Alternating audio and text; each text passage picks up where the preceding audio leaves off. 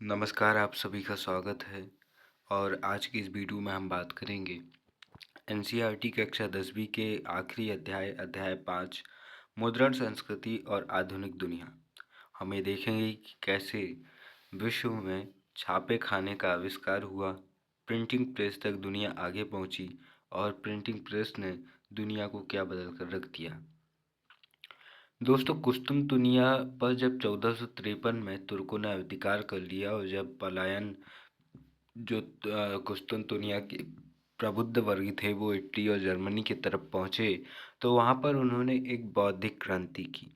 इसी दौर में जब छापे खाने का आविष्कार हो गया तो एक क्रांतिकारी परिवर्तन ये हुआ कि मार्टिन लूथर जैसे जो जर्मनी के प्रसिद्ध नेता रहे और जिन्होंने प्रोटेस्टेंट धर्म की शुरुआत की, उन्होंने जब पढ़ा कि जो ईसाई कैथोलिक धर्म है बहुत ज़्यादा रूढ़िवादी चीज़ें सिखाता है और उतना सही नहीं है, तो उन्होंने छापे खाने की मदद से बाइबल का प्रकाशन शुरू किया, छपाई शुरू की और पूरे जर्मनी में बाइबल को पहुंचा दी। अभी तक ये होता था कि यूरोपीय देशों में जो पादरी ने कह दिया वही बाइबल मान लिया जाता था, लेकिन जब लोगों के पास में वास्तविक रूप से सामने वो किताब आई तो उन्होंने पाया कि वैसा तो कुछ है ही नहीं जैसा हमें बताया जाता है। तो इस तरह से प्रिंटिंग प्रेस ने दुनिया भर में बड़े बदलावों को किया। दोस्तों, जब प्रिंटिंग प्रेस नहीं थी तो उससे पहले क्या होता था, उससे पहले अलग अलग प्रकार से हर क्षेत्र में, जैसे मुगलों की बात करें तो उनका एक अलग से विभाग हुआ करता था और वे छपाई खाने का काम करते थे। मतलब कि उन्हें नकलबीस कहा जाता था। नकलबीस यानी कि नकल करते थे। नकल का मतलब होता है, आज के समय में तो हम क्लास में ही मानते हैं कि नकल का मतलब होता है चोरी करना। अगर आप किसी का ताकाधारी कर रहे हैं और अपना आंसर दूसरे से ले रहे हैं तो आप नकल कर रहे हैं मतलब। लेकिन नकल का असली मतलब होता है कि उसकी कॉपी बनाना। तो ये जो कॉपी बनाने का काम कर रहे हैं यहाँ पर कुछ लोग आपको दिख रहे हैं, इन्हें नकलवीस कहते थे। और देखिए इनकी इतनी सेवा हो रही भाई साहब, इनकी बहुत ज़्यादा सेवा होती थी क्योंकि इनसे बहुत अच्छे काम की उपेक्षा की जाती थी। एक तो अगर इनकी गलत राइटिंग हो गई और आने वाले लोगों को वो शब्द समझ में नहीं आया तो हो सकता है कि वो एक शब्द पूरी किताब का नज़रिया बदल दे। इसलिए बहुत ज़्यादा इम्पोर्टेंट होता था कि ये नकलवीस अपने काम को बेहतर तरीके से करें। इन्हें कुशनबीसी यानी कि सुलेखन यानी कि कैलीग्राफी भी कहा जाता था। अब हम शुरुआती छपी किताबों की बात करते हैं। मुद्रण की सबसे पहली तकनीक चीन, जापान और कोरिया में विकसित हुई। यह छपाई हाथ से होती थी। तकरीबन 594 ईस्वी से चीन में स्याही लगे काठ के ब्लॉक या तख्ती पर कागज को रगड़कर किताबें छापी जाने लगी थी। चूँकि पतले छिद्रित कागज दोनों तरफ से छपाई संभव नहीं थी, इसलिए पारंपरिक चीनी किताब एकॉर्डियन शैली में यानी कि किनारों को मोड़ने के बाद सिलकर बनाई जाती थी। किताबों का सुलेखन खुशनबीसी करने वाले लोग दक्ष सुलेखक या खुशवत होते थे, जो हाथ से बड़े सुंदर सुडैल अक्षरों में सही सही कलात्मक लिखाई करते थे। मतलब कि हैंड राइटिंग एक्सपर्ट या फिर जो लिखना की कला होती है ना, उसे कैलीग्राफी कहते हैं। इसलिए भैया मेरी राइटिंग तो ऐसी है कि अगर 2 महीने बाद मैं खुद पढूं तो मुझे खुद नहीं पता चलता कि मैंने क्या लिखा हूँ। इसलिए राइटिंग सुधारना बहुत ज़्यादा ज़रूरी होता है और मैं भी कोशिश कर रहा हूँ। अगर आपके पास में कोई एडवाइस हो तो ज़रूर मुझे बताइएगा कमेंट बॉक्स में। एक लंबे अरसे तक मुद्रित सामग्री का सबसे बड़ा उत्पादक चीनी राजतंत्र था। सिविल सेवा से नियुक्त चीनी नौकरशाही भी विशालकाय थी, जो चीनी राजतंत्र इन परीक्षाओं के लिए बड़ी तादाद में किताबें छपवाता था। 16वीं सदी में परीक्षा देने वालों की तादाद बढ़ी, लिहाजा छपी किताबों की मात्रा भी उसी अनुपात से बढ़ गई। 17वीं सदी तक आते आते चीन में शहरी संस्कृति के फलने फूलने से छपाई के इस्तेमाल में भी विविधता आ गई। अब मुद्रित सामग्री के उपभोक्ता सिर्फ विद्वान और अधिकारी नहीं रहे। व्यापारी अपने रोजमर्रा के कारोबार की जानकारी लेने के लिए मुद्रित सामग्री का इस्तेमाल करने लगे। पढ़ना एक शकल बन गया, शौक बन गया, मतलब कि एक नए पाठक वर्गों को काल्पनिक किस्से, कविताएं, आत्मकथाएं, शास्त्रीय साहित्य कृतियों के संकलन और रूमानी नाटक पसंद थे। अमीर महिलाओं ने भी पढ़ना शुरू किया और कुछ ने स्वरचित काव्य और नाटक भी छापे। पढ़ते पढ़ने की यह नई संस्कृति एक नई तकनीक के साथ आई। 19वीं सदी के अंत में पश्चिमी शक्तियों द्वारा अपनी चौकियों स्थापित करने के साथ ही पश्चिमी मुद्रण तकनीक और मशीनी प्रेस का आयात भी हुआ। पश्चिमी शैली के स्कूलों की तकनीक ज़रूरतों को पूरा करने वाला शंघाई प्रिंट संस्कृति का एक नया केंद्र बन गया। हाथ की छपाई की जगह अब धीरे धीरे मशीनों या यांत्रिकों ने छपाई का स्थान ले लिया। जापान में मुद्रण किस तरह से प्रारंभ हुआ, यह जानना भी बहुत दिलचस्प है, तो आइए समझते हैं। चीनी बौद्ध प्रचारक 768 से 770 के बीच आसपास छपाई की तकनीक लेकर जापान पहुंच गए।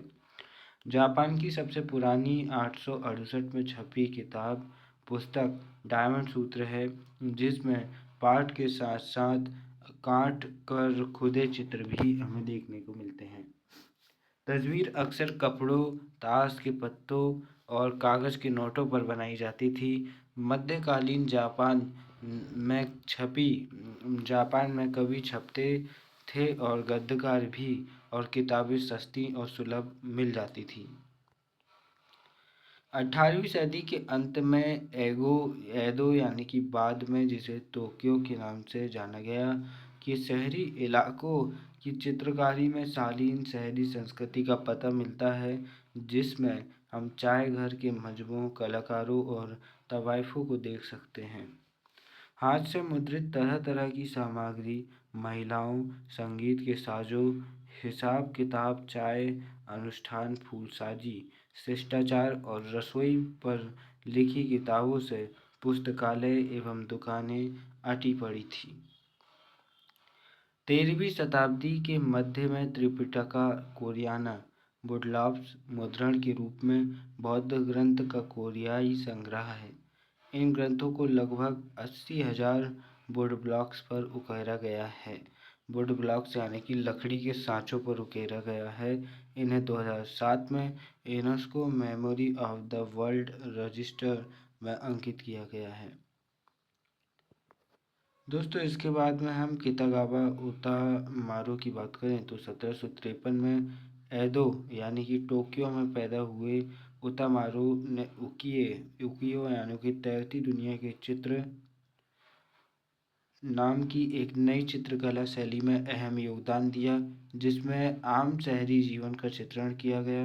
इनकी छपी प्रतियां यूरोप और अमेरिका पहुंची और माने मोने और बाग गॉग जैसे चित्रकारों को प्रभावित किया। लुत्साया जुजाबुरो जैसे प्रकाशकों ने विषय चुनकर कलाकारों से उन पर चित्र बनाने का करार किया जाता था। फिर चित्रकार विषय की रूपरेखा बनाते थे। इसके बाद हुनरमंद वुडन ब्लॉक शिल्पी चित्रकार द्वारा बनाई गई रूपरेखा को तख्ती पर चिपकाकर उसकी आकृति को उकेर लेते थे। इस प्रक्रिया में मूल आरेख तो गायब हो जाता था, पर उसकी छपी नकल बच जाती थी। यहाँ पर आप देख सकते हैं, ये इस सदी के अंत 18वीं सदी के अंत के समय का ये चित्र। यहाँ पर आप देख सकते हैं सुबह का नज़ारा, कैसे सब उठकर ऊँघ रहे हैं। ये देखो, ये भाई लोग तो दीवार के किनारे बैठकर, खिड़कियों के किनारे बैठकर सो रही हैं। अंकल जी चाय आए देखने की कोशिश कर रहे हैं, और ये कुछ बना रही हैं या खा रही हैं, क्या पता है। इसके बाद में देखिए दोस्तों, यूरोप में मुद्रण का आना, यानी कि यूरोप में छापे खाने का आविष्कार किस तरह से हुआ, ये देखते हैं। यहाँ पर आगे चलकर एक शब्द वेलन हमें मिलने वाला है। इसका अर्थ क्या होता है? चर्म पत्र या जानवरों के चमड़े से बनी लेखन की सतह। सदियों तक चीन से रेशम और मसाले रेशम मार्ग से यूरोप आते रहे थे। 11वीं सदी में चीनी कागज भी उसी रास्ते वहां पहुंचा। कागज की कातिबों या मुंशियों द्वारा सावधानी पूर्वक लिखी गई पांडुलिपियों के उत्पादन को मुमकिन बनाया।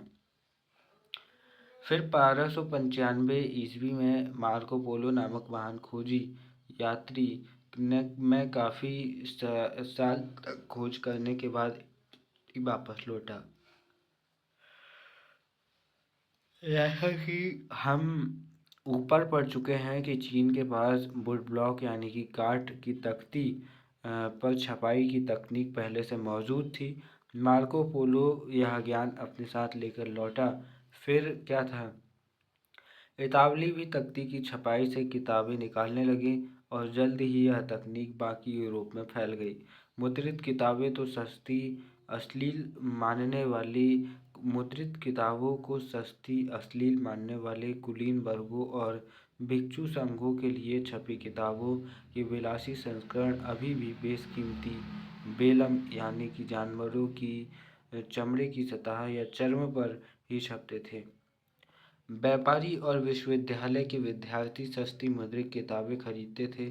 किताबों की मांग बढ़ने के साथ साथ यूरोप भर में पुस्तक विक्रेता विभिन्न देशों को निर्यात करने लगे थे। अलग अलग जगहों पर पुस्तक मेले लगने लगे। बढ़ती मांग की आपूर्ति के लिए हस्तलिखित पांडुलिपियों के उत्पादन के भी नए तरीके सोचे गए। अब सिर्फ अमीर लोगों के यहाँ सुलेख या कातिब नहीं पाए जाते थे, बल्कि पुस्तक विक्रेता भी अब उन्हें रोजगार देने लगे। आम तौर पर एक पुस्तक विक्रेता के यहाँ 50 कातिब काम करते थे, लेकिन किताब की अवधि आबाद बढ़ती मांग हस्तलिखित पांडुलिपियों से पूरी नहीं होने वाली थी। नकल उतारना बेहद खर्चीला, समय साध्य और श्रम साध्य काम था। पांडुलिपियाँ अक्सर नाजुक होती थी, उनके लाने ले जाने रखरखाव में तमाम मुश्किलें आती थीं। इसलिए उनका सर्कुलेशन चलन यानी कि गश्त सीमित रहा। तो किताबों की बढ़ती मांग के चलते वुड ब्लॉक प्रिंटिंग तख्ती की छपाई उत्तरोत्तर लोकप्रिय होता गया। 15वीं सदी की शुरुआत तक यूरोप में बड़े पैमाने पर तख्ती की छपाई का इस्तेमाल करके ताश के पत्ते और छोटी छोटी टिप्पणियों के साथ धार्मिक चित्र छापे जा रहे थे। जाहिर है कि किताबें छापने के लिए इससे भी तेज और सस्ती मुद्रण तकनीक की ज़रूरत थी।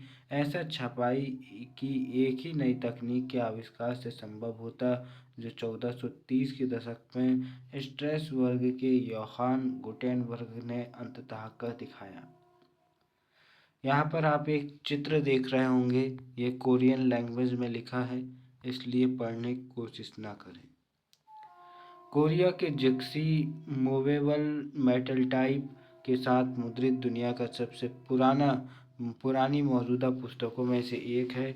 इसे जैन बौद्ध की मुख्य विशेषताएं हैं। पुस्तक में भारत, चीन और कोरिया के लगभग 150 बौद्ध भिक्षुओं का उल्लेख किया गया है। इसे 14वीं शताब्दी के अंत में मुद्रित किया गया था। पुस्तक का पहला खंड उपलब्ध नहीं है। दूसरा खंड फ्रांस की नेशनल लाइब्रेरी में मौजूद है। यह कार्य मुद्रण संस्कृति में एक महत्वपूर्ण तकनीकी परिवर्तन साबित हुआ। यही कारण है कि इसे 2001 में UNESCO Memory of the World Register अंकित किया गया था। अब इसके बाद में हम देखते हैं जो गुटेनबर्ग और इन्होंने कैसी प्रिंटिंग प्रेस का आविष्कार किया, इसके बारे में समझते हैं। गुटेनबर्ग के पिता व्यापारी थे और वह खेती की एक बड़ी रियासत में पल बढ़कर बड़ा हुआ। वह बचपन से ही तेल और जैतून पेरने की मशीनें देखता आया था। बाद में उसने पत्थर पर पॉलिश करने की कला सीखी, फिर सुनारी और अंत में उसने शीशे को इच्छित आकृतियों में गढ़ने की में महारत हासिल कर ली थी। अपने ज्ञान और अनुभव का इस्तेमाल उसने अपने नए आविष्कार में किया। जैतून प्रेस ही प्रिंटिंग प्रेस मॉडल या आदर्श बना और सांचे का उपयोग अक्षरों की धातुई आकृतियों को गढ़ने के लिए किया गया। गुटेनबर्ग ने 1448 तक अपना यह अंतर मुकम्मल कर लिया। उसने जो पहली किताब छापी वह थी बाइबल। तकरीबन 180 प्रतियां बनाने में उसे 3 साल लगे, जो उस समय के हिसाब से काफ़ी तेज था। यह नई तकनीक हाथ से किताबें छापने की तकनीक की जगह पूरी तरह नहीं ले पाई। शुरू में छपी किताबें भी अपने रंग रूप और साज सज्जा में हस्तलिखित पांडुलिपियों जैसी दिखती थी। धातुई अक्षर हाथ की सजावटी शैली का अनुकरण करते थे। हाशिए पर फूल पत्तियों की डिज़ाइन बनाई जाती थी और चित्र अक्सर पेंट किए जाते थे। अमीरों के लिए बनाई गई किताबों में छपे पन्ने पर हाशिए की जगह बेल बूटे के लिए खाली जगह छोड़ दी जाती थी। हर खरीदार अपनी रुचि के हिसाब से डिज़ाइन और पैटर्न खुद तय करके उसे संभाल सकता था। करीब 100 सालों के दरमियान 1450 से 1550 यूरोप के ज़्यादातर देशों ने छापे खाने लग गए थे। जर्मनी के प्रिंटर या मुद्रक दूसरे देश जाकर नए छापे खाने खुलवाया करते थे। छपाई छपाई खाने की संख्या में वृद्धि होने के साथ साथ पुस्तक उत्पादन में कमाल की बढ़ोतरी हुई। 15वीं सदी के दूसरे हिस्से में यूरोप के बाजार में 2 करोड़ मुद्रित किताबें आ चुकी थी। यह संख्या 16वीं सदी में 20 करोड़ हो गई थी। हाथ की छपाई की जगह यांत्रिक मुद्रण के आने पर ही मुद्रण क्रांति संभव हो सकी थी। यहाँ पर आप ये गुटेनबर्ग भाई साहब का जो गुटुर गुटुर हम लोग को देख रहे हैं, इन्हें आप देख सकते हैं। इन्होंने ही छपाई करवाई थी और अपनी छपाई ठीक से नहीं करवा पाए। 1584 का ये चित्र यहाँ पर आप देख सकते हैं। यहाँ पर दोस्तों आप गुटेनबर्ग प्रिंटिंग प्रेस इस तरह से काम करती थी। ये आप देख सकते हैं कि किस तरह से यहाँ पर से थंब से ये नीचे गिरता है और पेज में प्रिंट हो जाता है। यहाँ पर एक सांचा लगा हुआ है।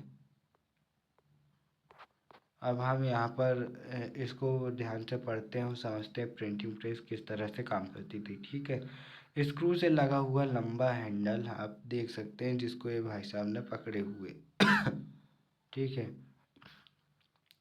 इसकी मदद से स्क्रू घुमाकर प्लॉटेन को गीले कागज पर दबा दिया जाता था। प्लॉटेन क्या है? तो प्लॉटेन ये जो दिख रहा है ना आपको, ये कागज़ के ऊपर जस्ट प्लॉटेन भी लिखा हुआ है, ये प्लॉटेन है। गुटेनबर्ग ने रोमन वर्णमाला के तमाम 26 अक्षरों के लिए टाइप बनाए और जुगत लगाई कि इन्हें इधर उधर मूव कराकर या घुमाकर शब्द बनाए जा सके। लिहाजा उसे मूवेबल टाइप प्रिंटिंग के नाम से जाना गया और यही अगले 300 सालों तक छपाई की बुनियादी तकनीक रही। हर छपाई के लिए तख्ती पर खास आकार उकेरने की पुरानी तकनीक की तुलना में अब किताबों का इस तरह छपाना निहायत तेज हो गया।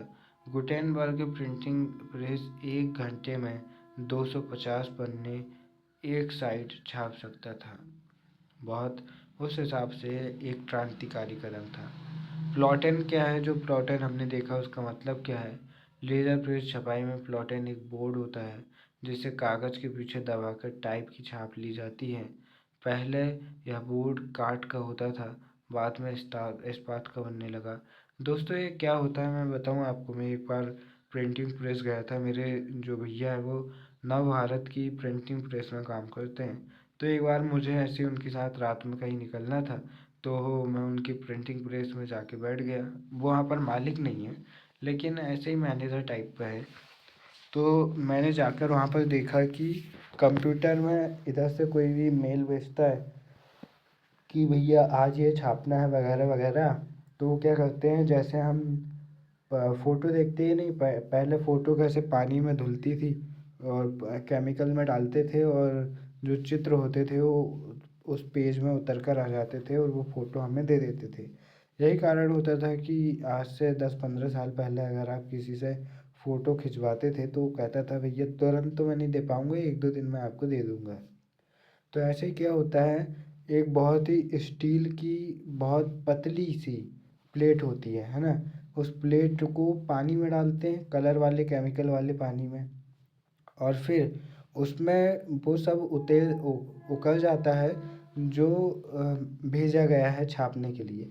फिर उस प्लेट को मशीन में डाला जाता है। उसमें हल्के से चारों तरफ छोटे छोटे कट लगाए जाते हैं ताकि वो प्लेट को फंसा दिया जाए, और फिर वो प्लेट जाती है, कागज़ उसके नीचे से जब गुजरता है तो लेज़र के ज़रिए आसानी से उसमें वो सारे शब्द प्रिंट हो जाते हैं। तो आज भी ये प्लोटेन का इस्तेमाल होता है। पहले ये काठ का होता था, अब इस्पात का हो गया। हालांकि तकनीकें बहुत ज़्यादा डेवलप हो गई हैं, तो पहले जहाँ इन्हें 180 किताब छापने में 3 साल लग गए थे, आज तो 3 घंटे में 180 छिपा किताब छाप दे भैया।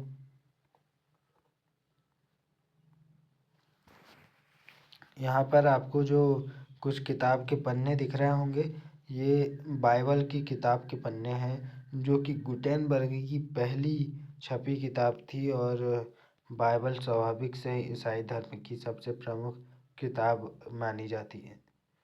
दोस्तों, कंपोजिटर एक मुद्रक वर्ग साहब, यहाँ पर आप देख रहे हैं कि किस तरह से काम चल रहा है। 16वीं सदी में मुद्रक का कार्यस्थल कैसा दिखाई देता था। सारे काम एक ही छत के नीचे चल रहे हैं। दाईं ओर जहाँ हमें ये मुद्रक दिख रहे हैं, दाईं का मतलब आप समझ रहे हैं ना, मुद्रक दिखाई दे रहे हैं। कहाँ पे है मुद्रक? ये इधर दाईं ओर आपको दिख रहे होंगे, मुद्रक दिखाई दे रहे हैं। सारा काम एक ही छत के नीचे दाईं ओर अगले हिस्से में कंपोजिटर का काम कर रहे हैं। बाएं सिरे पर गैलिस तैयार किए जा रहे हैं और धातुएं अक्षरों पर स्याही लगाई जा रही है। पृष्ठभूमि में प्रिंटर्स प्रेस के पेच कस रहे हैं और उनके पास प्रूफ रीडर काम में जुटे हुए हैं। बिल्कुल अगले भाग में तैयार माल पड़ा है। ये 2 पृष्ठ वाले छपे हुए पन्ने जिनकी बाइंडिंग होनी है, ये जो सामने टेबल में पड़े हुए हैं। कंपोजिटर की बात करें तो छपाई के लिए इबारत कंपोज करने वाला व्यक्ति गैली धातुई फ्रेम जिस पर टाइप बिछाकर इबारत बनाई जाती थी। मुद्रण क्रांति ने विश्व को क्या दिया, यह जानना भी बहुत ज़्यादा ज़रूरी है। तो आइए समझते हैं कि किस तरह से नए पाठक वर्ग इससे प्रभावित हुआ। छापे खाने के आने से एक नया पाठक वर्ग पैदा हुआ। छपाई से किताब की कीमत गिरी। किताब की हर प्रति के उत्पादन में जो वक्त और श्रम लगता था वह कम हो गया, और बड़ी तादाद में प्रतियां छापना आसान हो गया था। बाजार किताबों से बढ़ गई, पाठक वर्ग भी बृहत्तर होता गया। किताबों तक पहुंच आसान होने से पढ़ने की एक नई संस्कृति विकसित हुई। अब तक आम लोग मौखिक संसार में जीते थे। वे धार्मिक किताबों का वाचन सुनते थे, गाथा गीत उनको पढ़कर सुनाए जाते थे और किस्से भी उनके लिए बोलकर पढ़े जाते थे। ज्ञान का मौखिक लेन-देन होता ही था। लोग बाग समूह में दास्तान सुनते या कोई आयोजन देखते आए थे। आप 8वें अध्याय में हम आगे जाकर देखेंगे अगले चैप्टर में कि वे तन्हाई में या खामोशी से पढ़ने के आदी नहीं थे। छपाई क्रांति से पहले किताबें न केवल महंगी थी बल्कि उन्हें पर्याप्त मात्रा में छापना भी असंभव था। अब किताबें समाज के व्यापक तबकों तक पहुंच सकती थी। अगर पहले की जनता श्रोता थी, तो कह सकते हैं कि अब पाठक जनता अस्तित्व में आ गई थी। लेकिन यह संक्रमण सरल नहीं था। किताबें सिर्फ अक्षर ही पढ़ सकते थे। किताबें सिर्फ साक्षर ही पढ़ सकते थे, और यूरोप के अधिकांश देशों में 20वीं सदी तक साक्षरता की दर सीमित थी। प्रकाशकों के लिए सवाल था कि लोगों में छपी किताब के प्रति दिलचस्पी कैसे जगाएं। इसके लिए उन्हें मुद्रित कृति की व्यापक पहुंच की तरफ ध्यान रखना था। जो नहीं पढ़ पाते थे, वे भी बोलकर पढ़े गए को सुनकर उसके लुत्फ तो उठा ही सकते थे। इसलिए मुद्रकों ने लोकगीत और लोक कथाएं छापनी भी शुरू कर दी, और ऐसी किताबें आमतौर पर तस्वीरों से खूब सजी धजी या सचित्र होती थी। फिर इन्हें सामूहिक ग्रामीण सभाओं में या शहरी शराबघरों में गाकर सुनाया जाता था। इस तरह मौखिक संस्कृति मुद्रित संस्कृति में दाखिल हुई और छपी सामग्री मौखिक अंदाज में प्रसारित हुई। मौखिक और मुद्रित संस्कृतियों के बीच की विभाजक रेखा धुंधली बढ़ती गई। श्रोता और पाठक वर्ग एक दूसरे में घुल मिल गए। इसके बाद में देखते हैं गाथा और गीत। लोकगीतों का ऐतिहासिक आख्यान जिसे सुनाया गया या सुनाया जाता है।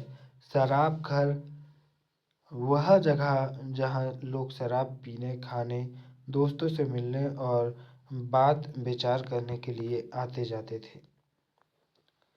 धार्मिक विवाद और प्रिंटिंग के डर की बात करते हैं।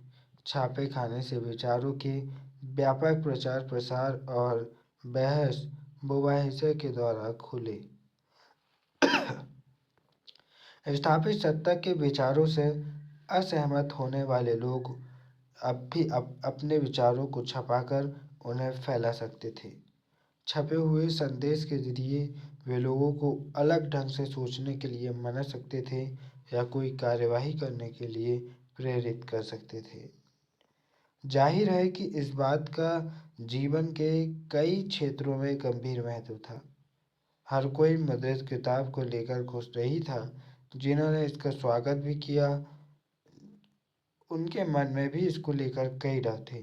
कई लोगों को छपी किताब के व्यापक प्रसार और छपे शब्द की सुगमता को लेकर यह आशंका थी कि न जाने इसका आम लोगों के ज़हन पर, उनके मस्तिष्क पर क्या असर होगा। भय था कि अगर छपे हुए और पढ़े जा रहे पर कोई नियंत्रण न होगा तो लोग बागी और अधार्मिक विचार पनपने लगेंगे। अगर ऐसा हुआ तो मूल्यवान साहित्य की सत्ता ही नष्ट हो जाएगी। धर्मगुरुओं और सम्राटों तथा कई लेखकों एवं कलाकारों द्वारा व्यक्त की गई यह चिंता न मुद्रित और न प्रसारित साहित्य की व्यापक आलोचक बन गई।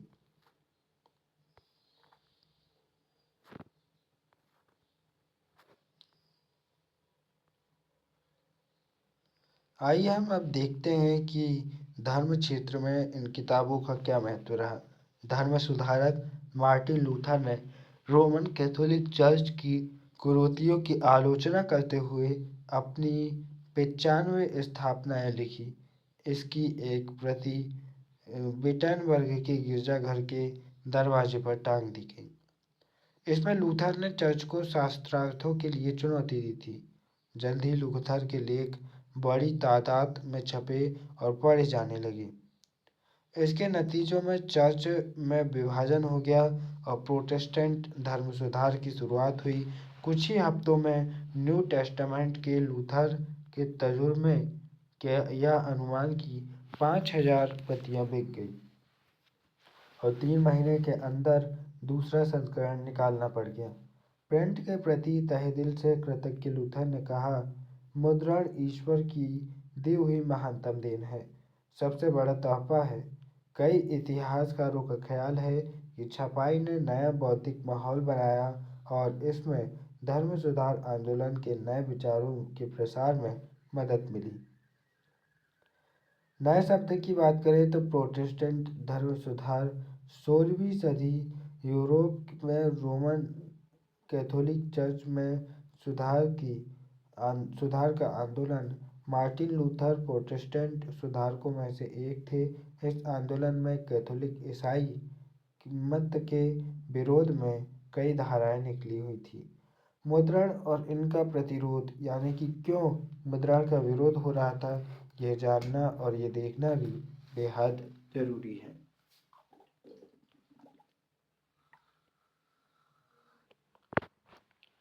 मुद्रण और प्रतिरोध की बात करें तो छपे हुए लोकप्रिय साहित्य के बल पर कम शिक्षित लोग धर्म की अलग-अलग व्याख्याओं से परिचित हुए। 16वीं सदी की इटली के एक किसान मैनुकियो ने अपने इलाके में उपलब्ध किताबों को पढ़ना शुरू कर दिया। उन किताबों के आधार पर उसने बाइबल के अर्थ लगाने शुरू कर दिए और उसने ईश्वर और सृष्टि के बारे में ऐसे विचार बनाए कि रोमन कैथोलिक चर्च उससे क्रुद्ध हो गया। ऐसे धर्म विचार विरोधी विचारों को दबाने के लिए रोमन चर्च ने जब इंक्विजिशन यानी कि धर्मद्रोहियों को दुरुस्त करने वाली संस्था शुरू की, तो मैनिकियो को 2 बार पकड़ा गया और आखिरकार उसे मौत की सज़ा दे दी गई। धर्म के पास ऐसे पाठ और उस पर उठाए जा रहे सवालों से परेशान रोमन चर्च के प्रकाशकों और पुस्तक विक्रेताओं पर तरह-तरह की पाबंदियां लगाई गई और 1558 से प्रतिबंधित किताबों की सूची रखने लगे। इंक्विजिशन यानी कि धर्म अदालत क्या थी? तो ये बेधर्मियों यानी कि जो धर्म के खिलाफ जाते थे, उनकी शिनाख्त करने और उन्हें सजा देने वाली रोमन कैथोलिक संस्था थी। धर्म विरोधी का मतलब क्या होता है? इंसान यह विचार जो चर्च की मान्यताओं से असहमत हो। मध्यकाल में चर्च बेधर्मियों या धर्मद्रोहों के प्रति सख्त था। उसे लगता था कि लोगों की आस्था उनके विश्वास पर सिर्फ चर्च का अधिकार है और उसकी बात ही अंतिम है, और इस तरह से चर्च अपनी प्रभुसत्ता को बनाए रखना चाहता था। दोस्तों, यहाँ पर आप द मैकवर डांस नाम का एक चित्र देख रहे होंगे जो कितना अजीब यहाँ पर दिख रहा है।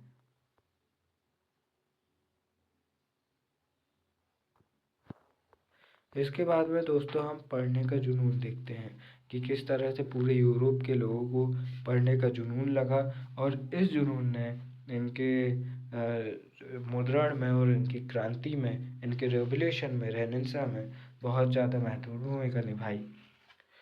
नए शब्दों को पहले ही देख लेते हैं। संप्रदाय का मतलब होता है किसी धर्म का एक उपसमूह।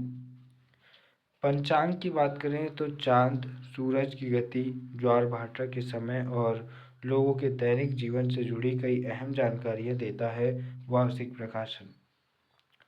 चैप बुक यानी कि गुटका का मतलब होता है पॉकेट बुक के आकार की किताबों के लिए इस्तेमाल किया जाने वाला शब्द।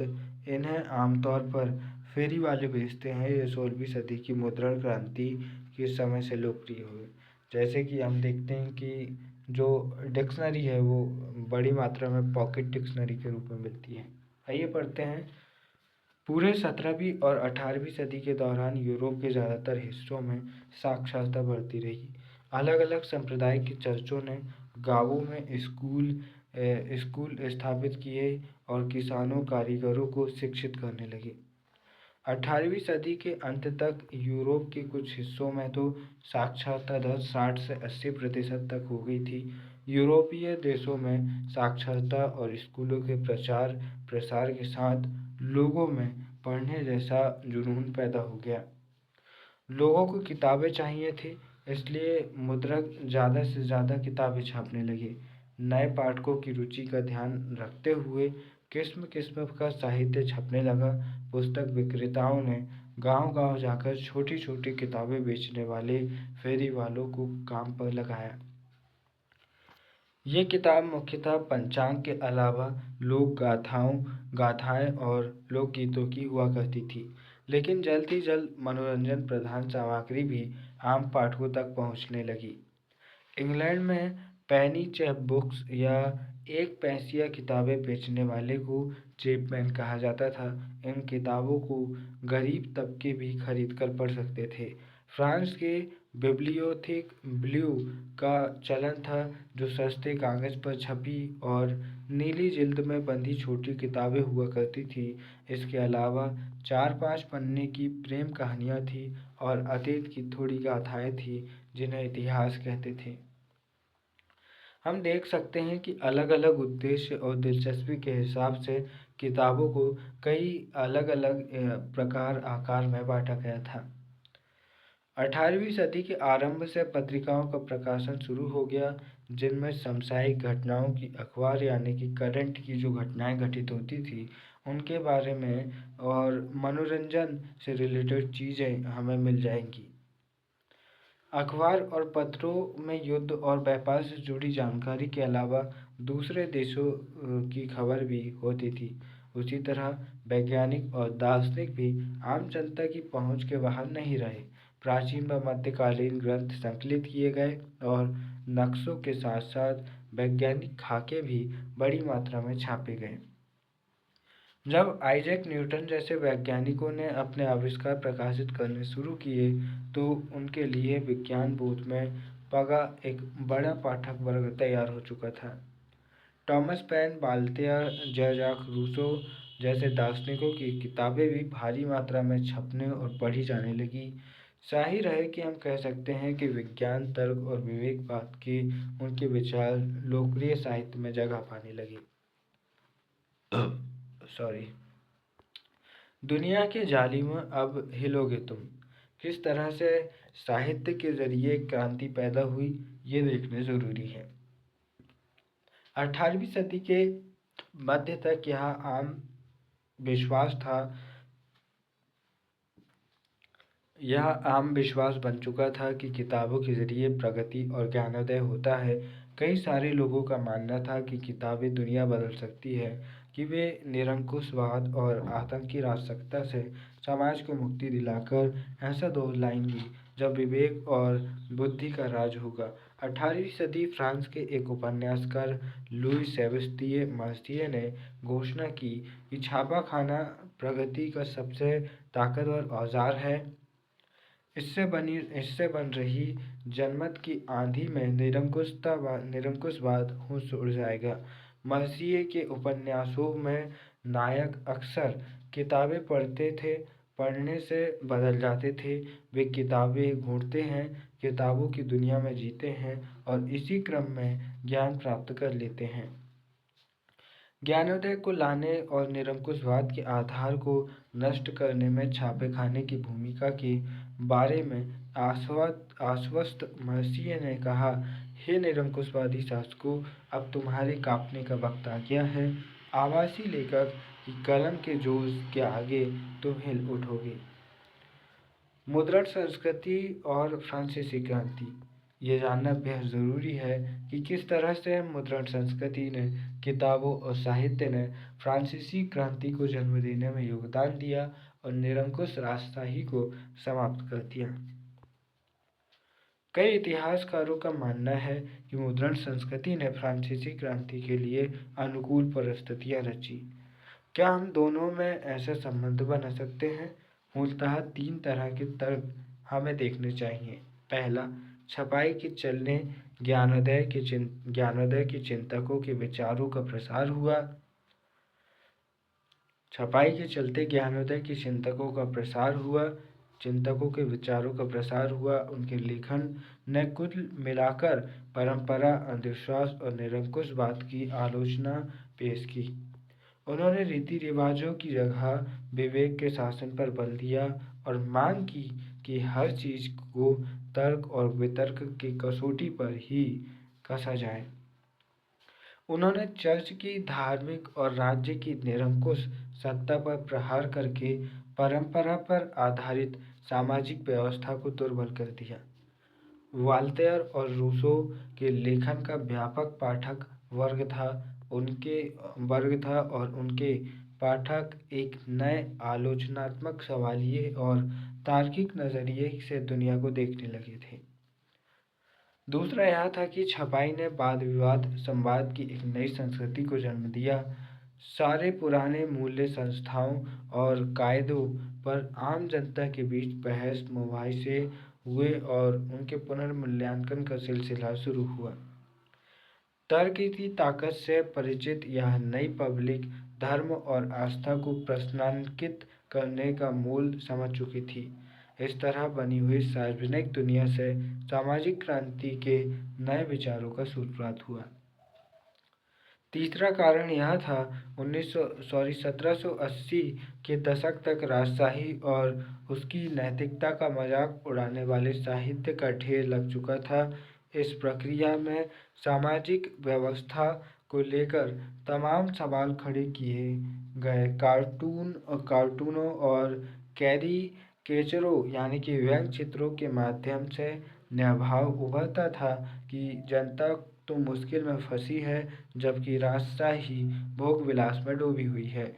भूमिगत घूमने वाले इन साहित्य ने लोगों को राजतंत्र के खिलाफ भड़काया। इन हम इन तर्कों को कैसे समझें, इसमें तो कोई शक नहीं कि छपाई ने विचारों को फैलाने में मदद की, लेकिन याद रहे कि लोग बाग हर तरह की सामग्री पढ़ते थे।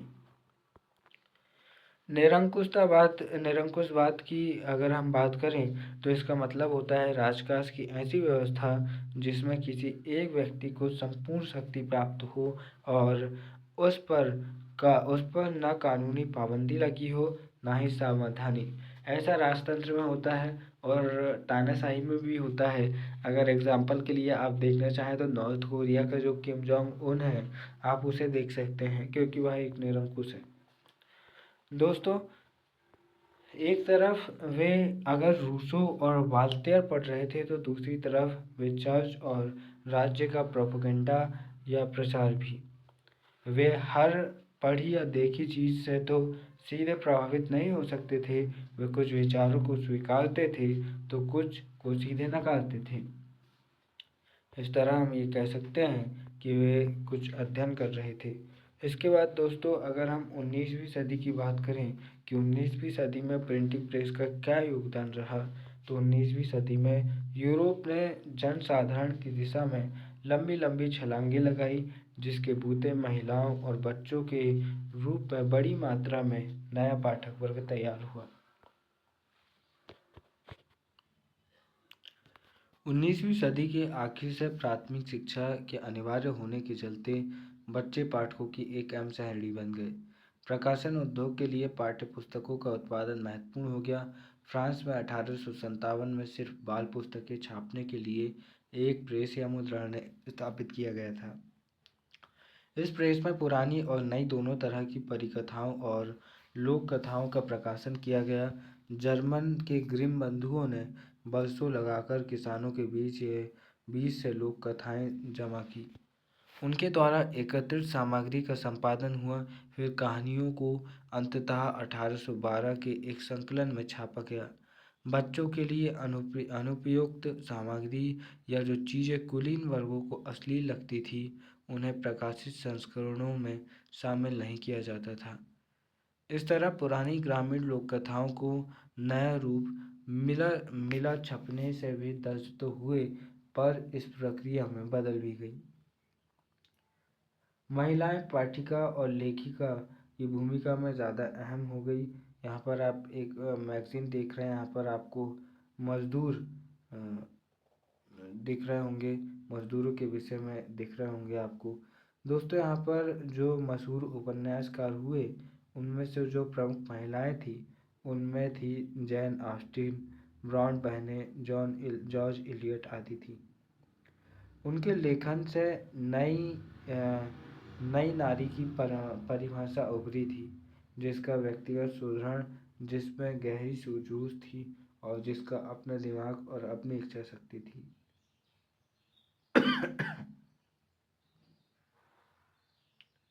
इसके बाद में हम देखते हैं नए तकनीकी परिष्कार।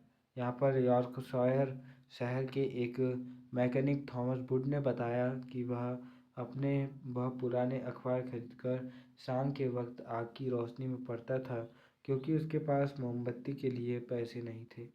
गरीबों की आत्मकथाओं से हमें पता चलता है कि वे मुश्किल हालात में पढ़ने के लिए जद्दोजहद करते थे। 20वीं सदी के रूसी क्रांतिकारी लेखक मैक्सिम गोर्की की मेरा बचपन और मेरे विश्वविद्यालय इन संघर्षों की कहानियाँ हैं। दोस्तों, नए तकनीक और धीरे धीरे हम ये देखते हैं कि 19वीं सदी के मध्य तक न्यूयॉर्क के रिचर्ड एम हो ने शक्ति चलित बेलनाकार प्रेस को कारगर बना लिया था और इससे प्रति घंटे 8000 शीट या ताव छप सकते थे। सदी के अंत तक ऑफसेट प्रेस आ गया, जिससे एक साथ 6 रंग की छपाई मुमकिन थी।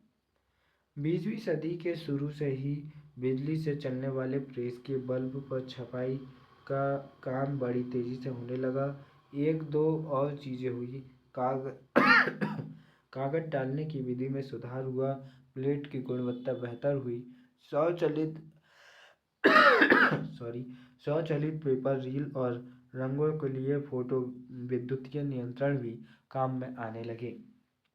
इस तरह कई छोटी छोटी मशीन इकाइयों के कुल सुधार की बदौलत छपे हुए पन्नों का रंग रूप ही बदल गया।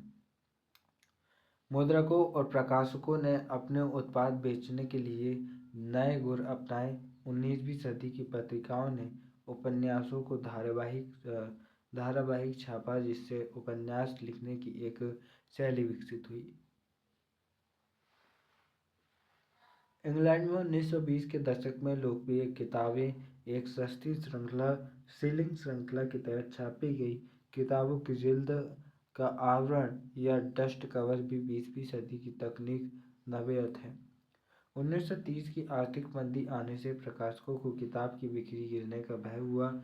लिहाजा पाठकों की जेब का ख्याल रखते हुए उन्होंने सस्ते पेपरबैक या अजल्ट संस्करण छापी। यहाँ पर जो इंग्लैंड का रेलवे स्टेशन है, वहाँ पर किस तरह के विज्ञापन लगे हैं आप देख सकते हैं। दोस्तों, भारत में मुद्रण संचार की बात करते हैं। हम पुराने समय के ही बात करेंगे। यहाँ पर जो चित्र दिख रहा है, ये आपको जयदेव के गीत गोविंद के कुछ पन्ने दिख रहे हैं। यह अकॉर्डिंग शैली में हाथ से लिखी पांडुलिपि का एक नमूना आप देख सकते हैं। भारत में संस्कृत, अरबी, फारसी और विभिन्न क्षेत्रीय भाषाओं में हस्तलिखित पांडुलिपियों की पुरानी और समृद्ध परंपरा थी। पांडुलिपियां ताड़ के पत्तों या हाथ से बने कागज पर नकल कर बनाई जाती थी। कभी कभी तो पन्नों पर बेहतरीन तस्वीर भी बनाई जाती थी। फिर उन्हें उम्र बढ़ाने के ख्याल से तख्तियों की जिल्द में सिलकर बांध दिया जाता था। 19वीं सदी के अंत तक छपाई के आने के बाद भी पांडुलिपियां छापी जाती थी। लेकिन पांडुलिपियां नाजुक होती थी, काफ़ी महंगी भी थी। एक तो उन्हें बड़ी सावधानी से पकड़ना होता था, दूसरे लिपियों से अलग अलग तरीके से लिखे जाने के चलते उन्हें पढ़ना भी आसान नहीं होता था। इसलिए उनका व्यापक दैनिक इस्तेमाल नहीं होता था। हालांकि पूर्व औपनिवेशिक बंगाल में ग्रामीण क्षेत्रों में प्राथमिक पाठशालाओं का बड़ा जाल था, लेकिन विद्यार्थी आमतौर पर किताबें नहीं पढ़ते थे। गुरु अपनी याददाश्त से किताबें सुनाते थे और विद्यार्थी उन्हें लिख लेते थे। इस तरह कई सारे लोग बिना कोई किताब पढ़े साक्षर बन जाते थे। यहाँ पर आपको ऋग्वेद के कुछ पन्ने दिख रहे होंगे। प्रिंट के आगमन के बाद हस्तलिखित पांडुलिपियाँ प्रकाशित की जाती रही। यह पांडुलिपि मलयालम भाषा में 18वीं शताब्दी में बनाई गई थी, जो आप देख रहे हैं। भारत में छपाई या प्रिंटिंग प्रेस कैसे आई, ये जानना भी बहुत ज़्यादा ज़रूरी है। तो आइए अपना दिमाग थोड़ा इधर दौड़ाते हैं। प्रिंटिंग प्रेस पहले पहले 16वीं सदी में भारत के गोवा में पुर्तगाली धर्म प्रचारकों के साथ जेसुइट पुजारियों ने कोंकणी सीखी और कई सारी पुस्तकें छापी। 1684 तक कोंकणी और कन्नड़ भाषाओं में लगभग 50 किताबें छप चुकी थीं।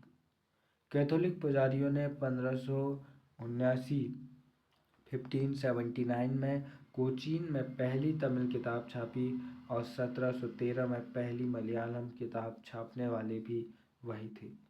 डच प्रोटेस्टेंट धर्म प्रचारकों ने 32 तमिल किताबें छापी, जिनमें से कई पुरानी किताबों का अनुवाद था। अंग्रेजी भाषी प्रेस भारत में काफ़ी देर तक विकास नहीं कर पाया। यद्यपि इंग्लिश ईस्ट इंडिया कंपनी ने 17वीं सदी के अंत तक छापे खाने का आयात शुरू कर दिया था।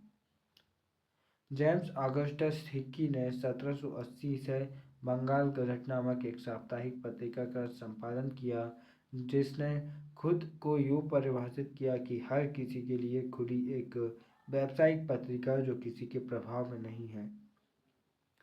यानी यह पत्रिका भारत में प्रेस चाहने वाली औपनिवेशिक शासन से आज़ाद निजी अंग्रेज उद्यम थी और इसे अपनी स्वतंत्रता पर अभिमान था।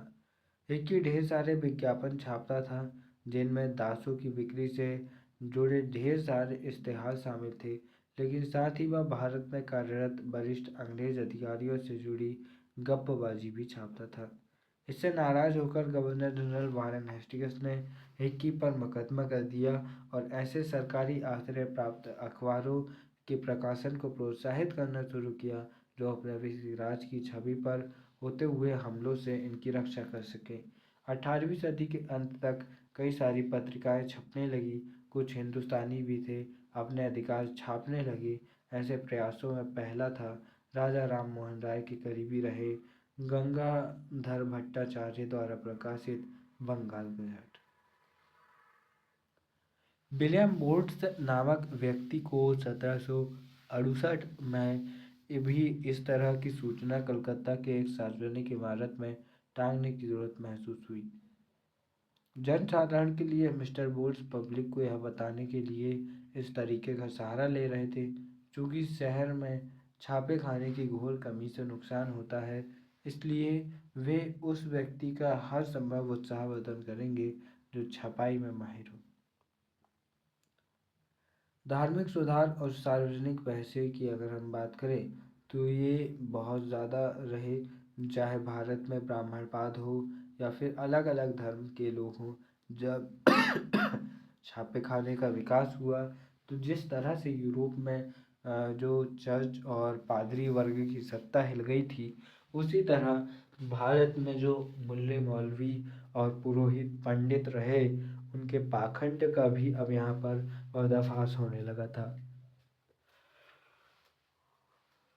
बंगाल में जैसे जैसे बहस चली, लगातार बढ़ती तादाद में पुस्तिकाओं और अखबारों के जरिए तरह तरह के तर्क समाज के बीच आने लगे। ज़्यादा से ज़्यादा लोग तक पहुँचने के ख्याल से इन्हें आम बोलचाल की भाषा में छापा गया। राजा राम मोहन राय ने 1821 से संवाद कौमुदी का प्रकाशन किया और रूढ़िवादियों ने उनके विचारों से टक्कर लेने के लिए समाचार चंद्रिका का सहारा लिया। दो फारसी अखबार जाम ए जहांनामा और सम्मुल अखबार भी 1882 में प्रकाशित हुए। उत्तर भारत में उलमा मुस्लिम राजवंशों के पतन को लेकर चिंतित थे। उन्हें डर था कि कहीं औपनिवेशिक शासक धर्मांतरण को बढ़ावा न दे या मुस्लिम कानून न बदल डाले। इससे निपटने के लिए उन्होंने सस्ते लिथोग्राफी प्रेस का इस्तेमाल करते हुए धर्मशास्त्रों के फारसी या उर्दू अनुवाद छापे और धार्मिक अखबार तथा गुटके निकाले। सन 1867 में स्थापित देवबंद सेमिनरी ने मुसलमान पाठकों को रोज़मर्रा का जीवन जीने का सलीका और इस्लामी सिद्धांतों के मायने समझाते हुए हजारों फतवे जारी किए। पूरी 19वीं सदी के दौरान कई इस्लामी संप्रदाय और सेमिनरी पैदा हुए। धर्म को लेकर सबकी अपनी अपनी व्यवस्थाएं थी। हर कोई अपना संप्रदाय बनाना चाहता था और दूसरों के असर को काटना चाहता था। हिंदुओं के बीच भी छपाई के खास तौर पर स्थानीय भाषाओं और धार्मिक पढ़ाई को काफ़ी बल मिला। तुलसीदास की 16वीं सदी की किताब रामचरित्र मानस का पहला मुद्रित संस्करण 1810 में कलकत्ता से प्रकाशित हुआ। 19वीं सदी के मध्य तक सस्ते लिथोग्राफी संस्करणों से उत्तर भारत का बाजार बढ़ गया। लखनऊ के नवल किशोर प्रेस और बम्बई के श्री वेंकटेश्वर प्रेस में अनेक भारतीय भाषाओं में अनगिनत धार्मिक किताबें छपी। मुद्रित और लाने ले जाने में आसान होने के कारण आस्थावान इन्हें कहीं भी ले जा सकते थे। उलमा वर्ग की बात करें तो इस्लामी कानून और शरिया के ये विद्वान थे। फतवा की बात करें तो अनिश्चित काल या असमंजस की स्थिति में इस्लामी कानून जानने वाले विद्वान, सामान्य मुफ्ती के द्वारा की जाने वाली वैधानिक घोषणा। यहाँ पर भारत में प्रिंटिंग प्रेस के विकास से काफ़ी ज़्यादा विकास हुआ और लोगों में बौद्धिक विचार जागे। अखबार क्यों ज़रूरी है?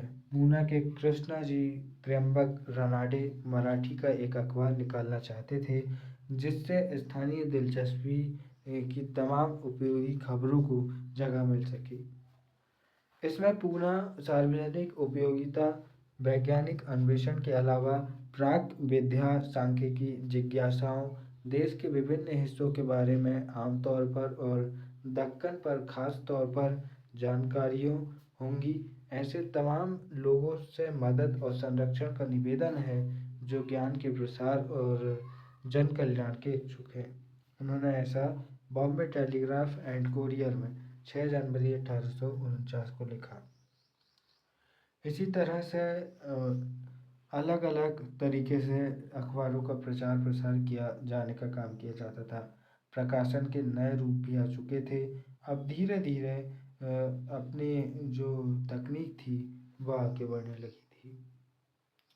राजा रवि वर्मा का यहाँ पर आप चित्र देख रहे हैं। उनके चित्रकारों ने आम खपत के लिए तस्वीरें बनाई। काठ की तख्ती पर चित्र उकेरने वाले करीब 10 ने लेटर प्रेस छापे खाने के करीब अपनी दुकानें लगाई और मुद्रकों से काम पाने लगे। बाजार में सुलभ सस्ती तस्वीरें और कैलेंडर खरीदकर गरीब गरीब भी अपने घरों एवं दफ्तरों में सजाया करते थे। इन छपी तस्वीरों ने आहिस्ता आहिस्ता आधुनिक और परंपरा धर्म और राजनीति तथा समाज और संस्कृति के लोकप्रिय विचार लोग को गढ़ना शुरू कर दिया। 1870 के दशक तक पत्र पत्रिकाओं में सामाजिक राजनीतिक विषयों पर टिप्पणी करते हुए कैरिकेचर और कार्टून छपने लगे। कुछ में शिक्षित भारतीयों और पश्चिमी पोशाक और पश्चिमी अभिरुचियों का मजाक उड़ाया गया, जबकि कुछ अन्य सामाजिक परिवर्तनों को लेकर एक डर देखा गया। साम्राज्यवादी व्यंग्य चित्रों में राष्ट्रवादियों का मजाक उड़ाया जाता था, तो राष्ट्रवादी भी साम्राज्यवादी सत्ता पर निशाना साधने में पीछे नहीं थे। यहाँ पर एक चित्र आपको दिख रहा है। राजा ऋतुध्वज द्वारा असुरों के चंगुल से राजकुंवरी मदलसा को बचाया जाना। यहाँ पर राजा रवि वर्मा का चित्र आपको यहाँ पर दिख रहा होगा। दोस्तों, भारत के बहुत सारे ऐसे चित्र, चाहे वह धार्मिक हो गैर धार्मिक हो, जो बहुत ज़्यादा प्रसिद्ध है, वो राजा रवि वर्मा के द्वारा ही बनाए गए हैं। महिलाओं का प्रिंटिंग में क्या योगदान रहा भारत में और किस तरह से उन्होंने अपने आप को आगे बढ़ाया, ये जानना ज़रूरी है। महिलाओं की ज़िंदगी और उनकी भावनाओं बड़ी साफ गोई और गहनता से लिखी जाने लगी। इसलिए मध्यवर्गीय घरों में महिलाओं का पढ़ना भी पहले से बहुत ज़्यादा हो गया। उदारवादी पिता और पति अपने यहाँ औरतों को घर पर पढ़ाने लगे और 19वीं सदी के मध्य में जब बड़े छोटे शहरों में स्कूल बने तो उन्हें स्कूल भेजने लगे। कई पत्रिकाओं ने लेखिकाओं को जगह दी और उन्होंने नारी शिक्षा की जरूरत को हर बार रेखांकित किया। उनमें पाठ्यक्रम भी छपता था और ज़रूरत के मुताबिक पाठ्य सामग्री भी, जिसका इस्तेमाल घर बैठे स्कूली शिक्षा के माध्यम से किया जा सकता था। जैसे आज भी हम देखते हैं कि करंट अफेयर्स जैसे टॉपिक से रिलेटेड क्वेश्चंस अलग अलग न्यूज़पेपर्स में मिलते हैं और नौकरी से रिलेटेड, पढ़ाई से रिलेटेड जानकारियाँ भी आजकल न्यूज़पेपर में मिलती है। तो वैसे ही उस समय मिला जाता था ताकि लोगों के लिए सुलभ हो शिक्षा प्राप्त करना। सारे परिवार उदार दिल नहीं थे। अनेक परंपरावादी हिंदू मानते थे कि पढ़ी लिखी कन्याएं विधवा हो जाती हैं और इसी तरह दकियानूसी मुसलमानों को भी लगता था कि उर्दू के रूमानी अफसाने पढ़कर औरतें बिगड़ जाएंगी। कभी कभार भारतीय औरतों ने इन प्रतिबंधों को अस्वीकार भी किया। हमें उत्तर भारत के दकियानूसी मुसलमान परिवार की एक ऐसी लड़की की कहानी पता है जिसने गुपचुप ढंग से न सिर्फ पढ़ना सीखा बल्कि लिखा भी। उसके खानदान वाले चाहते थे कि वह सिर्फ अरबी कुरान पढ़े, जो कि उसके पल्ले नहीं पड़ता था। लिहाजा उसने जवान पढ़ने की जिद की, जो उसने जो उसके क्या, सॉरी यार, कहाँ पहुँच गया मैं। जवान पढ़ने की जिद की जो उसकी अपनी थी। पूर्वी बंगाल में 19वीं सदी के प्रारंभ में कट्टर रूढ़िवादी परिवारों में ब्याही कन्या रस सुंदरी देवी ने रसोई में छिप छिप कर पढ़ना सीखा।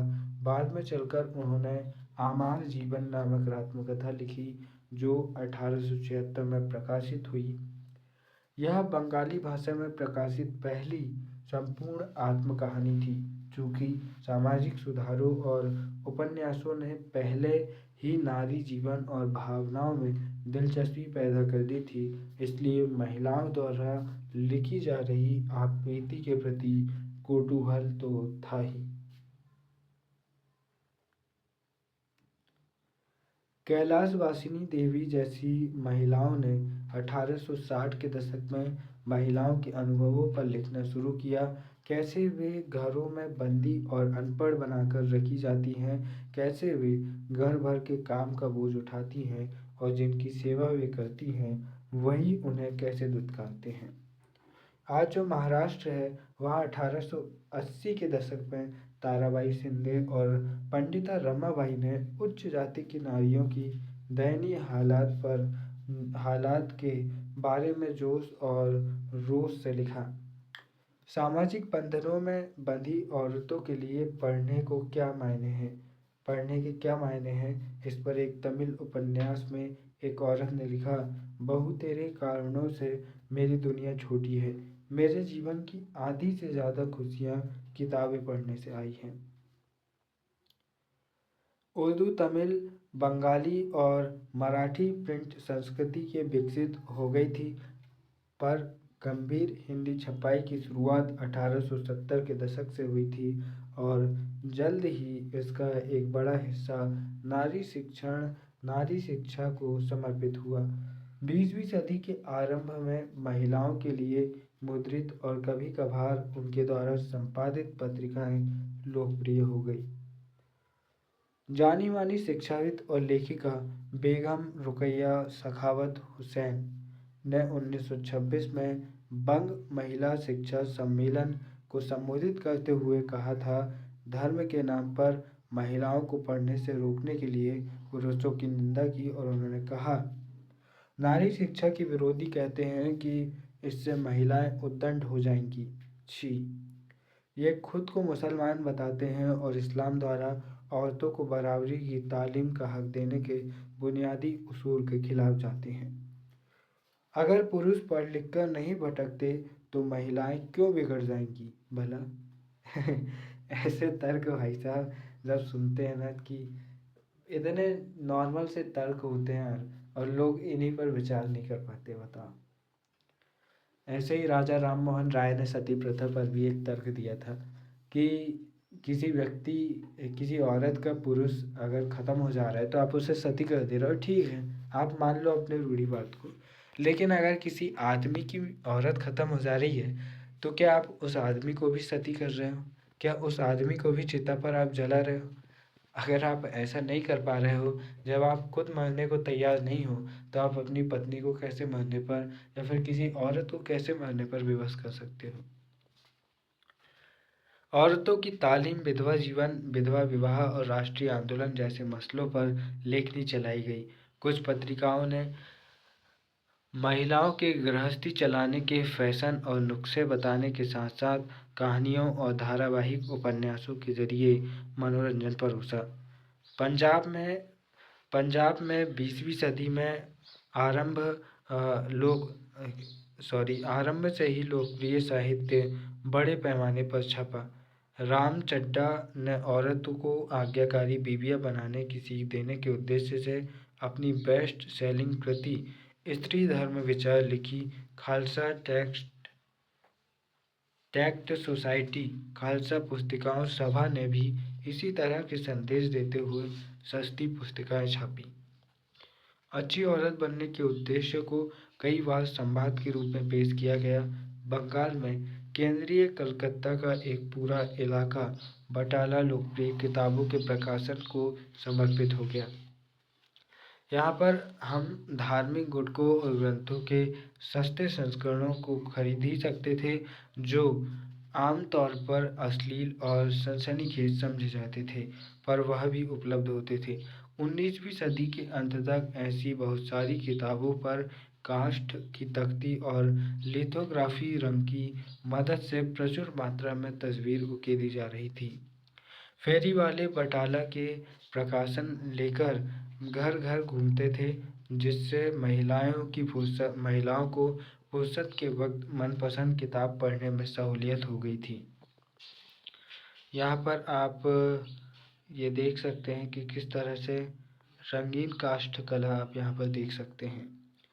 दोस्तों, प्रिंट और गरीब जनता की बात करते हैं कि किस तरह से गरीब लोगों के लिए जो प्रिंटिंग है उसकी पहुंच थी। यहाँ पर इस तस्वीर को देखिए ध्यान से।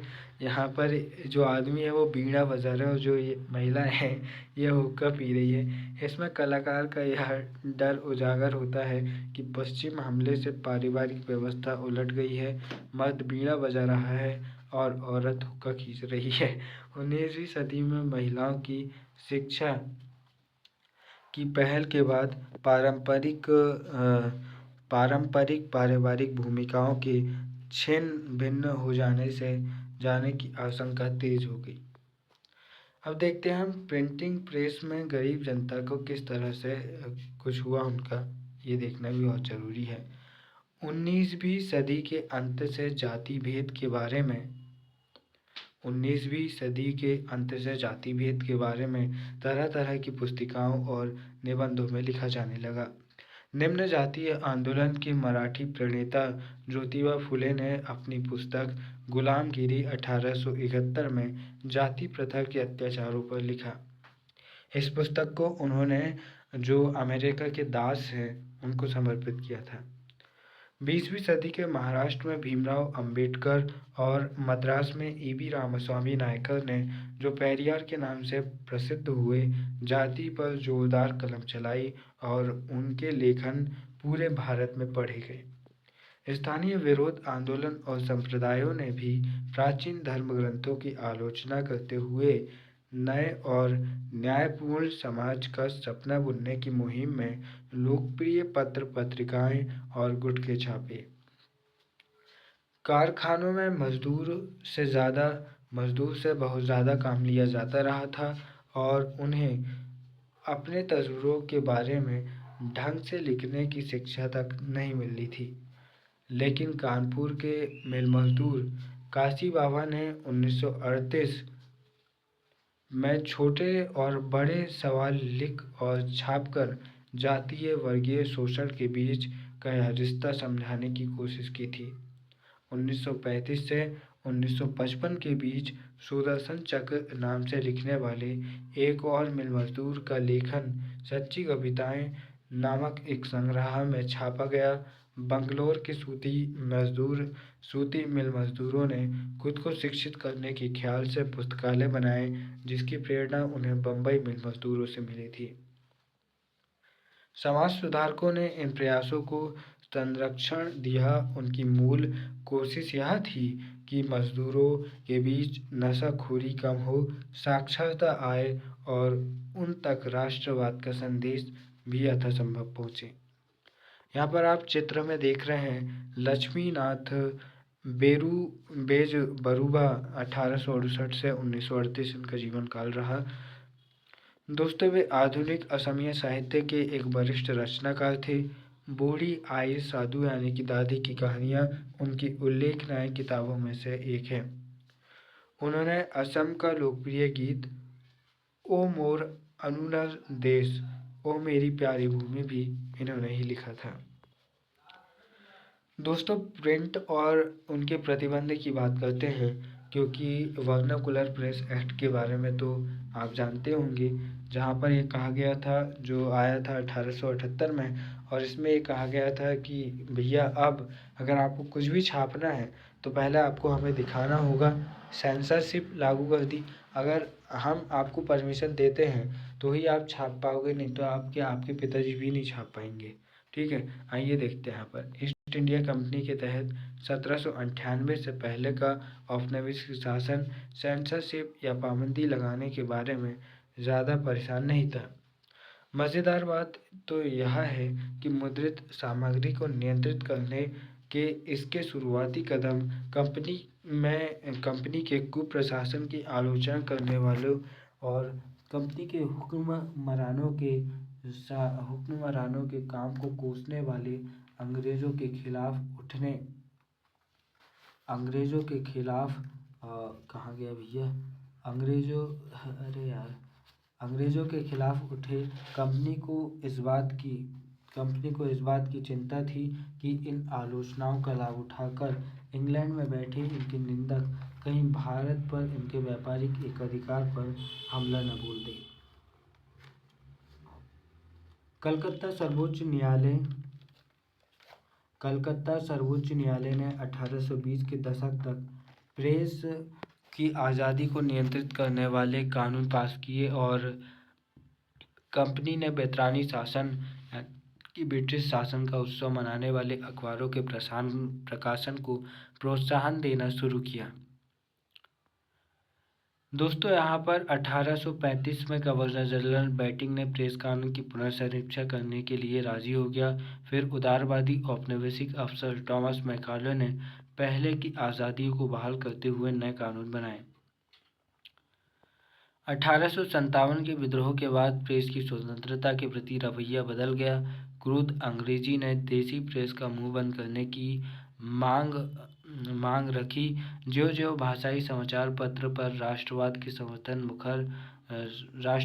में समर्थन मुखर होते गए, त्यों-त्यों औपनिवेशिक सरकार में कड़े नियंत्रण के प्रस्ताव पर बहस तेज होने लगी। आयरिश प्रेस कानून के तर्ज पर 1878 में वर्नाकुलर प्रेस एक्ट लागू किया गया। इससे सरकार को भाषाई प्रेस में छपी रपट और संपादकीय को सेंसर करने का व्यापक हक मिल गया। अब से सरकार ने विभिन्न प्रदेशों में छपने वाले भाषाई अखबारों पर नियमित नज़र रखनी शुरू कर दी। अगर किसी रपट को बागी करार कर दिया जाता तो अखबार को पहले चेतावनी दी जाती, और अगर चेतावनी की अनसुनी हुई तो अखबार को जब्त किया जाता और छपाई की मशीनें भी छीन ली जा सकती थी। लेकिन दमन की नीति के बावजूद राष्ट्रवादी अखबार देश के हर कोने में बढ़ते फैलते गए। उन्होंने औपनिवेशिक कुशासन की रिपोर्ट और राष्ट्रवादी ताकतों की हौसला अफजाई रखी। राष्ट्रवादी आलोचना और खामोश करने की तमाम कोशिशों का उग्र विरोध हुआ। जब पंजाब के क्रांतिकारियों को 1907 में काले पानी की सजा के तौर पर भेजा गया तो बाल गंगाधर तिलक ने अपने केसरी समाचार पत्र में उनके प्रति गहरी हमदर्दी जताई। नतीजे के तौर पर उन्हें 1960 में कैद कर लिया गया, जिसके परिणाम स्वरूप भारत भर में विरोध प्रदर्शन हुए। कभी कभी वफादार अखबार संपादक खोजना सरकार के लिए मुश्किल हो जाता था। जब 1877 में स्थापित अखबार स्टेट्समैन के संपादक पद के लिए सैंडर्स को बुलाया गया तो उसने पूछा कि आज़ादी खोने के बदले उसे कितने पैसे मिलेंगे। द फ्रेंड ऑफ इंडिया ने सरकारी मदद लेने से इसलिए इनकार कर दिया क्योंकि इससे उसे सरकारी आदेश मानने के लिए मजबूर होना पड़ेगा। मुद्रित शब्द की ताकत का अंदाज़ा अक्सर सरकार द्वारा उसको नियंत्रित करने की कोशिश से मिलता है। औपनिवेशिक प्रशासन हमेशा तमाम किताबों और पत्र पत्रिकाओं पर नज़र रखता था। पहले विश्व युद्ध के दौरान भारतीय रक्षा नियम के तहत 22 अखबारों को जमानत देनी पड़ी थी। इनमें से 18 ने सरकारी आदेश मानने की जगह खुद को बंद कर देना उचित समझा। रॉलेट के अधीन कार्यरत षड्यंत्र समिति ने 1919 में विभिन्न अखबारों के खिलाफ जुर्माना आदि कार्यवाहियों को और सख्त बना दिया। द्वितीय विश्व युद्ध की शुरुआत पर भारतीय रक्षा अधिनियम पारित किया गया ताकि युद्ध संबंधी विषयों को सेंसर किया जा सके। भारत छोड़ो आंदोलन से जुड़ी तमाम रपटें इस सेंसर से होती थी। अगस्त 1942 में तकरीबन 90 अखबारों का दमन किया गया। गांधी जी ने 1922 में कहा था, वाणी की स्वतंत्रता, प्रेस की आज़ादी, सामूहिकता की आज़ादी, भारत सरकार अब जनमत को व्यक्त करने और बनाने के इन 3 ताकतवर औजारों को दबाने की कोशिश कर रही है। स्वराज खिलाफत की लड़ाई सबसे पहले तो इन संकटग्रस्त आज़ादियों की लड़ाई है। इस तरह से प्रेस के विषय में हमने जाना कि किस तरह से दुनिया में प्रेस का विकास हुआ और फिर भारत में किस तरह से प्रेस का विकास हुआ। पुर्तगालियों ने गोवा में सबसे पहले प्रेस की शुरुआत की और आज देखते हैं कि हर व्यक्ति एक प्रेस बनकर घूम रहा है। आज भी अगर मैं चाहूँ तो मुझे बस एक डोमेन नेम खरीदना है गूगल से और मैं अपने ब्लॉग जगह जगह फैला सकता हूँ। ये जो वीडियो आप देख रहे हैं ये भी एक प्रकार से लिटरेचर है, ये भी एक प्रकार से साहित्य है जो आप पढ़ रहे हैं, जो आप सुन रहे हैं और जो आप देख रहे हैं। यानी कि एक समय था जब साहित्य को पढ़ने के लिए लोगों को मुश्किलों से का सामना करना पड़ता था और कुलीन वर्ग ही उसे पढ़ पाते थे और आज के समय में इसकी पहुंच बेहद ज़्यादा सुलभ हो चुकी है। वीडियो के अंत में बस इतना ही कहना चाहूँगा। पाब्लो पिकासो कहते हैं, जो सोचता है कि वह नहीं कर पाएगा वह नहीं कर पाता और जो सोचता है कि वह कर पाएगा तो वह कर लेता है। यह निर्विवाद सत्य है। दोस्तों, अगर आप सोचेंगे कि मैं कर सकता हूँ तो आप वाकई कर पाएंगे। इसलिए हमेशा सकारात्मक बने रहिए और ये सोचिए कि आप कर सकते हैं। फिर मिलेंगे अपने किसी और वीडियो में। तब तक के लिए नमस्कार। जय हिंद।